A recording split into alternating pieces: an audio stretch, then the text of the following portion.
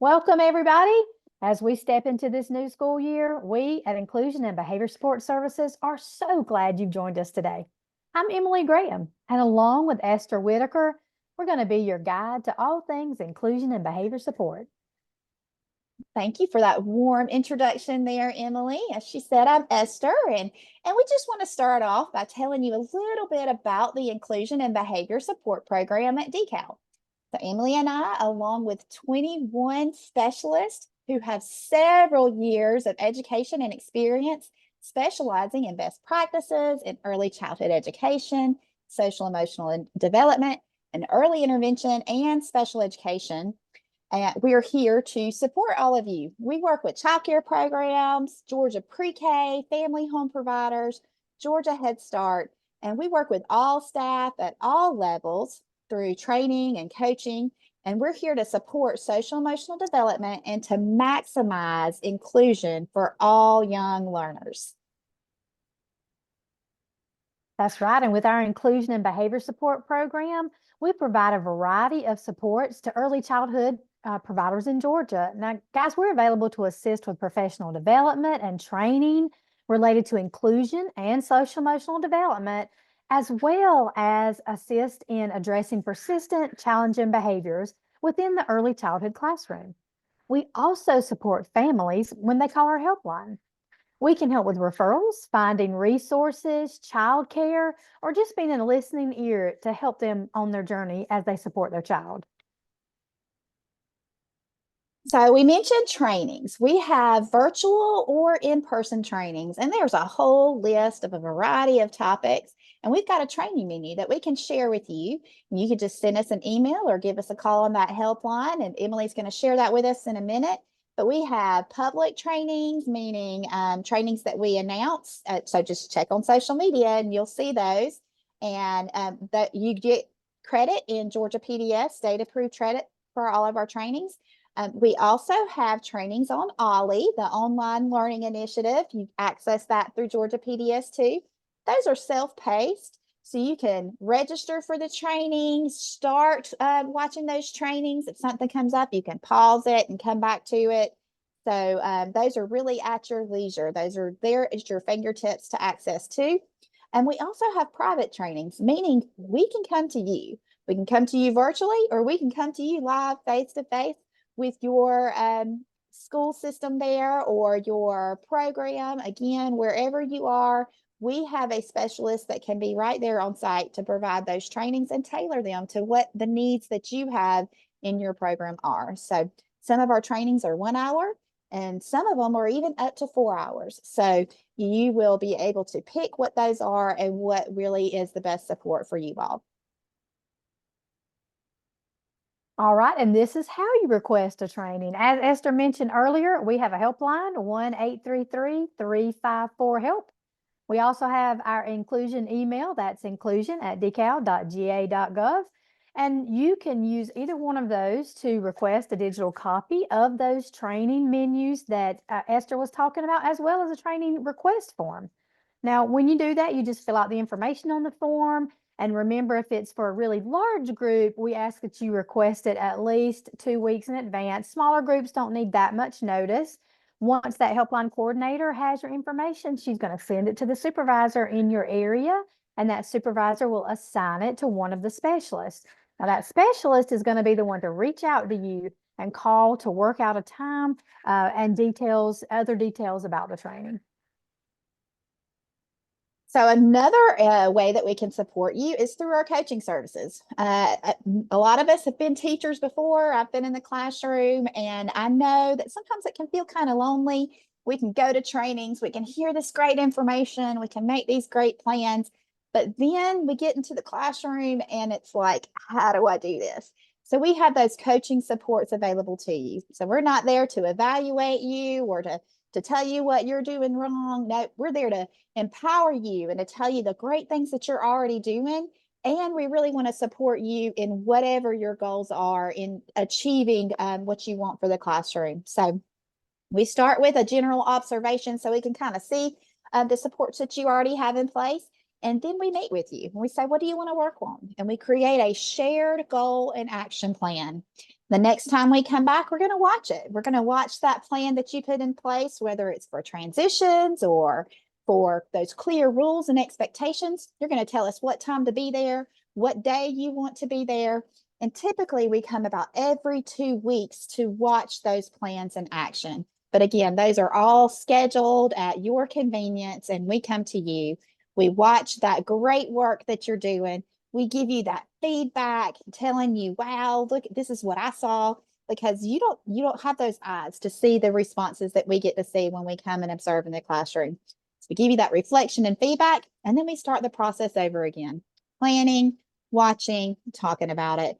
And we continue that cycle until you feel like you've got some great tools in place and that you are just going to keep us updated by email and let us know, because we like to continue to hear about your successes.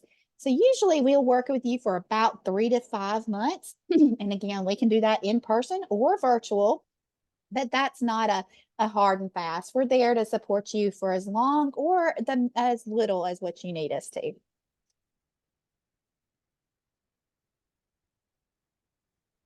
All right now, and even though many of the referrals we receive are for children exhibiting those challenging behaviors, and we love them, we are also experts in supporting fully inclusive learning environments. So we want to really strive to ensure that all children have full access to the classrooms and ways that they can meaningfully participate in those classrooms.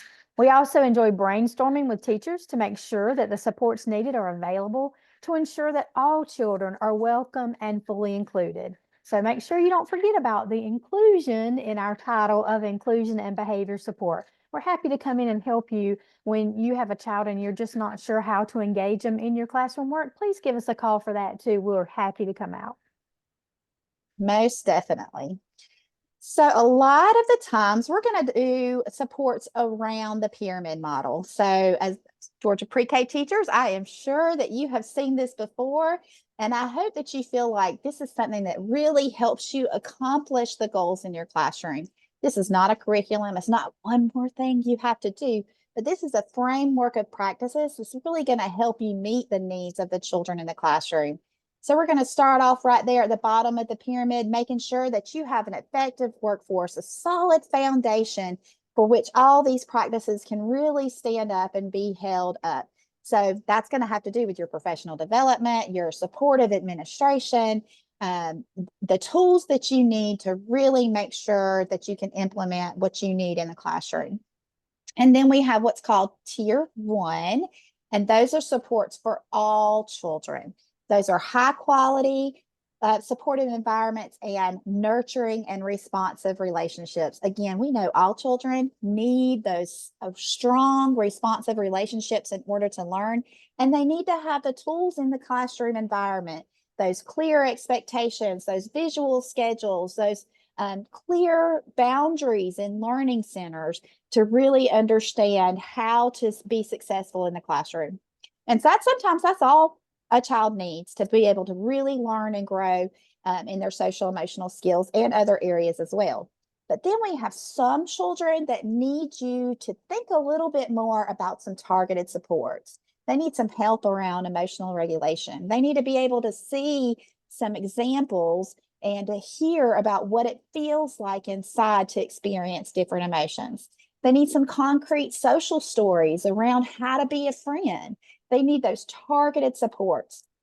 And what pyramid model research says is that usually that's about 10 to 15% of your classroom are going to really need you to think about those targeted supports.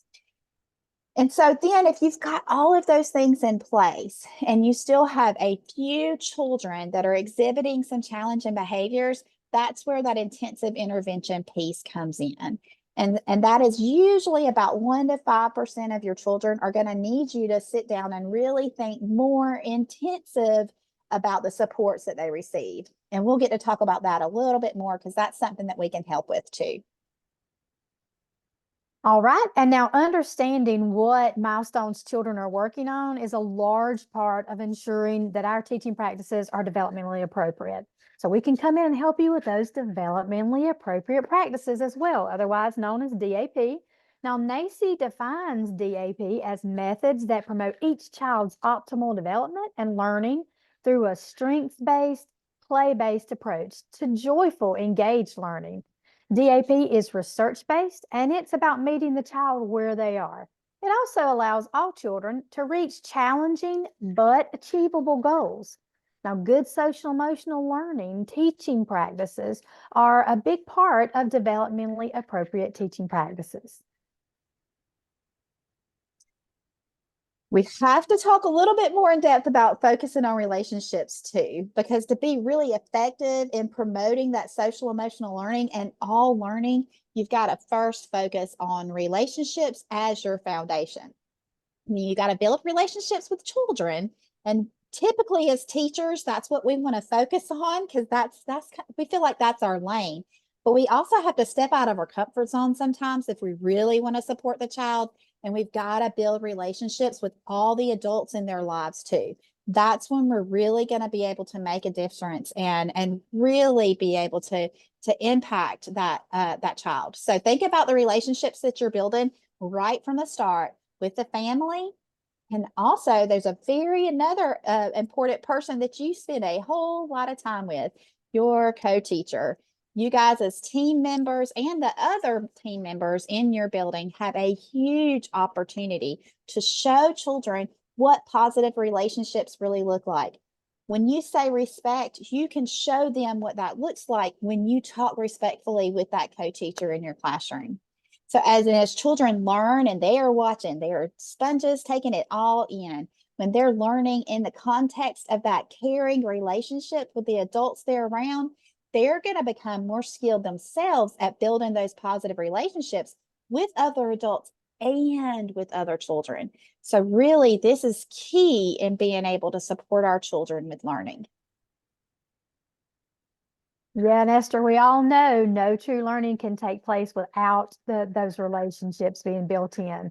Unfortunately, sometimes there are practices that can make those relationships a little more difficult to build, and we call those practices red flags.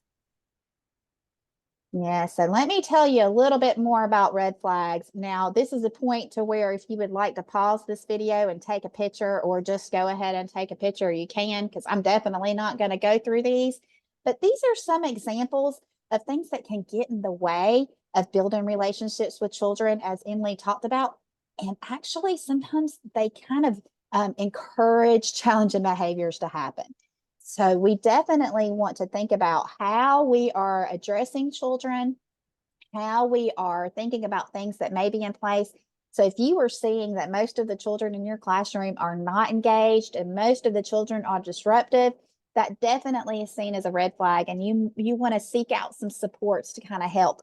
Where can I go from here? Because I really do need to change this whole atmosphere in the classroom. So that's just another example and some things that we see that may be causing, not intentionally, but may be causing some challenging behaviors in the classroom.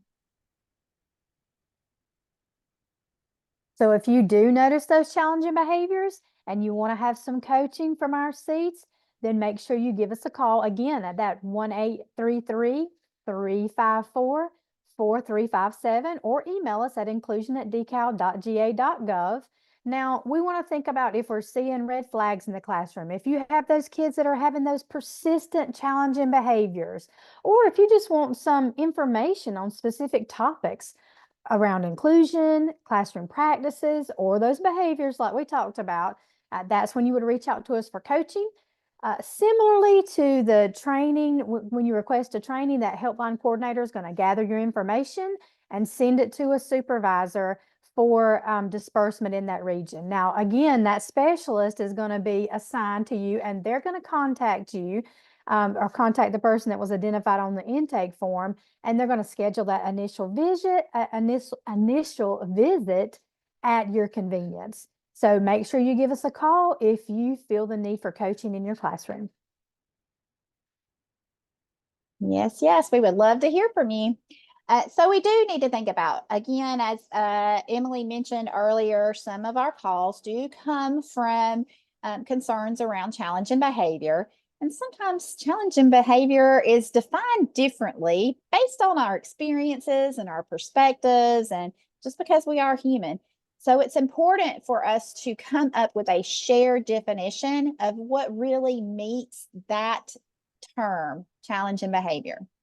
So I want you to think about it. And you may want to take a picture of this too and have this posted somewhere where you can kind of filter it through. Is this behavior that you're seeing, is this a pattern? And is it interfering with the child's learning or with the other children in your classroom?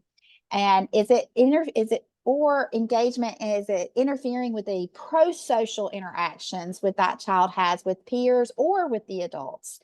And these are behaviors that sometimes all children at 3, 4, 5 years old, they're going to have some moments of some challenges where they're having a tantrum, where they're even having some physical aggression. But we're talking about behaviors that are not responsive when you're using that developmentally appropriate guidance that Emily was talking about earlier. So some things that you're trying, and these behaviors are actually increasing in intensity or increasing in frequency or increasing in duration after you've tried some strategies and you're still seeing challenges, then we really need to dig a little bit deeper. And tell us, Emily, what should we be looking for?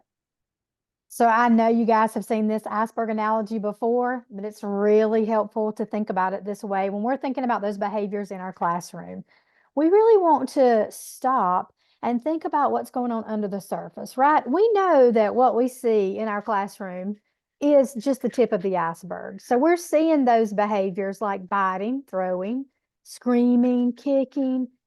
We need to remember that that is a form of communication. And what we really want to do is start to chase the why behind that behavior. It's not always what it appears to be or what we perceive it to be. So it's generally a potential unmet need or a skill that needs to be developed. So we're going to think of things like, is this child really tired? Are they overwhelmed? Do we not have a relationship between the two of us yet? Again, just keep in mind that all of those behaviors are communicating. And this again is where we can come in and help you delve into the behavior and look at that why with you so that we can actually get down to the nitty gritty of what's causing that behavior and then help that child react more appropriately to whatever stressor they're feeling.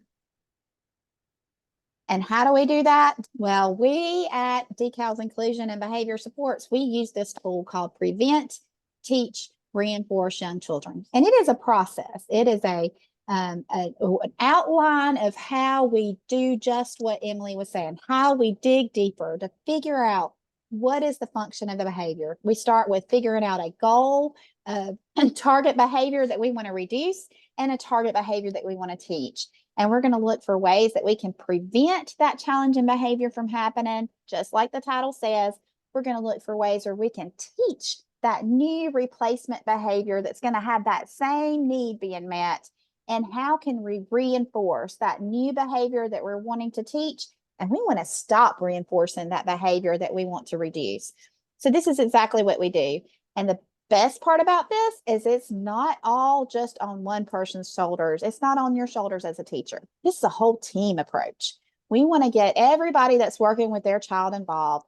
As a specialist, we are going to be there with you. We want your admin to be there to support you.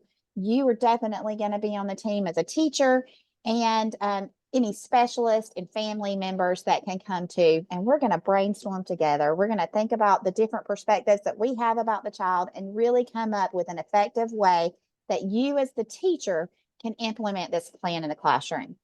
Now, I want to stress this is not a direct service for the child. This is a direct support for you as the teacher. So you can definitely, we want to look at, and sometimes conversations happen about direct supports for children. But this is a direct behavior intervention plan that you can have in your classroom. And we're going to come right alongside you and help coach you through it as well. We can do this in person, or we can do this virtually.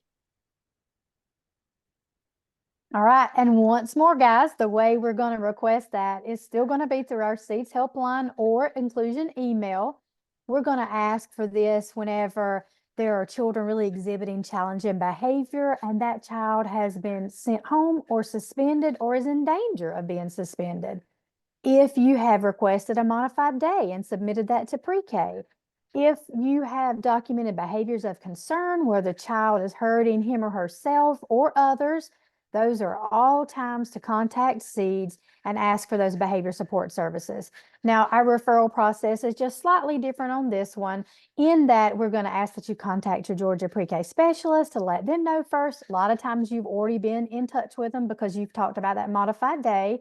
We're going to go ahead and begin documenting behaviors using that BIR form. You guys have any questions about that, you can get to us first and we'll be happy to walk you through that BIR form. So don't feel intimidated by it.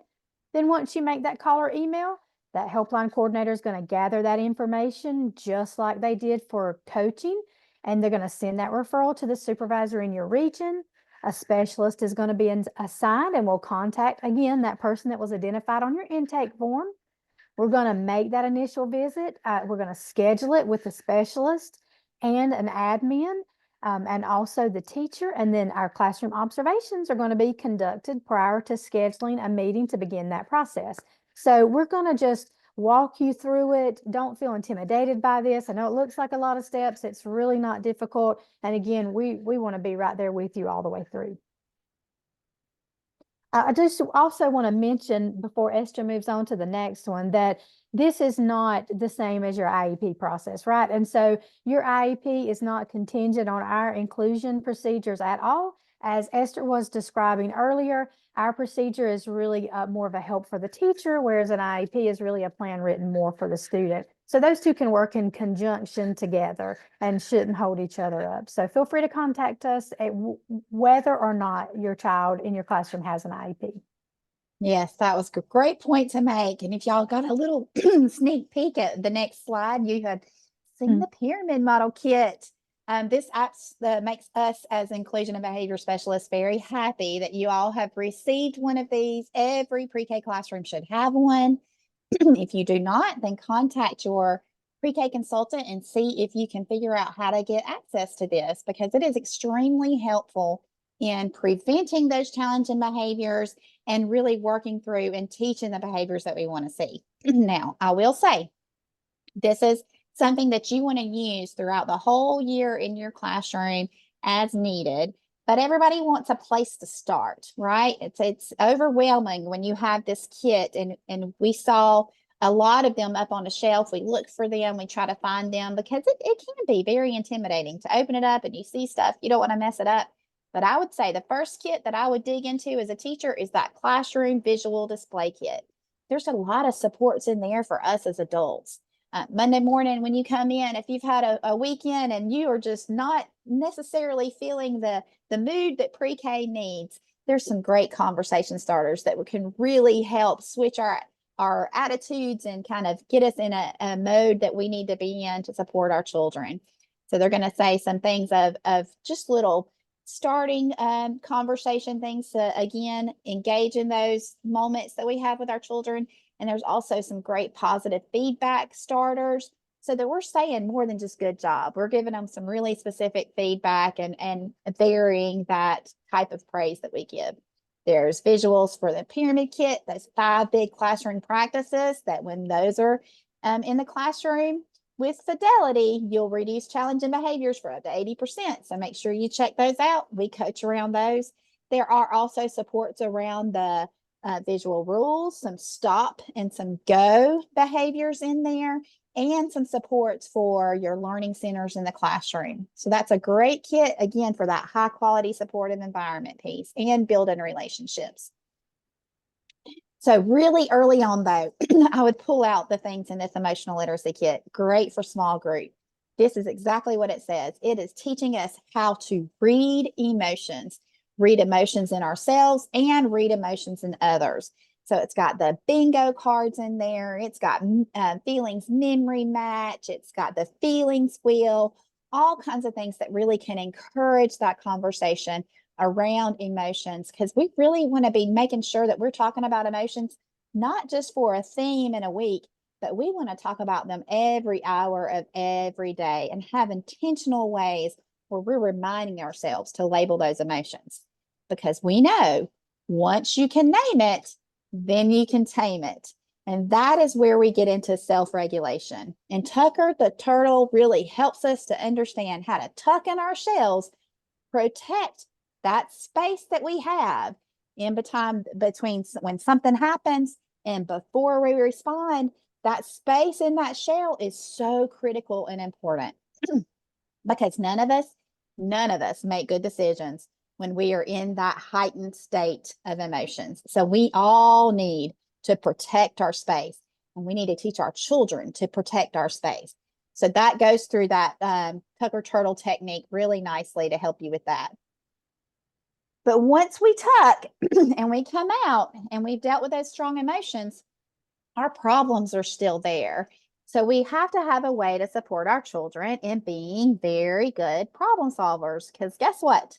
As adults, we still have problems and we need those good problem solving skills for our whole life. So starting early on, helping them to be able to identify a problem, think about some possible solutions, think about those consequences is what this kit's all about. So scripted stories, all kinds of supports in there of typical problems that you'll see in a pre-K classroom. So a great kit to help them solve those problems. And now what we know is that once we are able to name our emotions and tame them, and we're able to solve some problems, then we're able to really be a good friend. So that Super Friends kit is the next level of teaching those strong social emotional skills to really help our children be successful. In this kit, there's going to have ways that you can teach how to initiate play, how to take turns, all kinds of those really important friendship skills that we need to teach. There's also a super cape. That's one of those things that catches our eye. The super cape and that turtle puppet really catch our eye because those are those hands-on concrete materials that are available to really teach our children. Now, I would strongly suggest when you get the cape out that you as teachers earn that cape as a super friend first. So when you see your co-teacher do something really awesome, that they're really being a great friend, put some feedback into their bucket and tell them specifically what it was they did. Wow, thank you for cleaning that table for me. I was just about to do it, but you're one step ahead. I really appreciate that. That is such a super friend. I think you should get to wear the cape. And then we're going to put some boundaries around it. You can wear the cape for 2 minutes or however long you feel like is the appropriate time. And we're going to set a timer so you can see that time passing. And then when the timer's up, we're going to model those hard emotions of, oh, I have to give the cape up, but I know that I can earn it again whenever I have a super friend moment that gets identified. So just practicing that for at least a week or two with your co-teacher, and then the children can really see how that works when they get to start earning that cape. So great tools. We can talk about that more if you would like to give us a call, and we'll help support you. All right, and to round out our session today, I want you guys to take a look at this really cool planting the seeds for a successful new school year. So this is a classroom checklist that you want to use before you get started with the school year or at the beginning of the school year. This list just identifies some beneficial tips for enhancing your classroom environment. So these considerations are really necessary to promote success in your classroom for all the children that you have. You see a nice little QR code right there you can scan, and it should take you straight to this checklist. You see that there is physical environment included, daily schedule, as well as classroom rules. So again, just a quick little checklist for you to look down and say, am I already doing these things? Great. If not, what can I add in this week? And again, we're here to support you using that as well. So I hope you guys have found this to be really informational and gotten some new ideas that you can use in your classroom. Please don't hesitate to reach out and call us. We always joke around and say we'd rather be busy than bored. So call us sooner rather than later through our 1-833 number, or email us at the inclusion email address that we've given you earlier. We look forward to hearing from you guys this school year.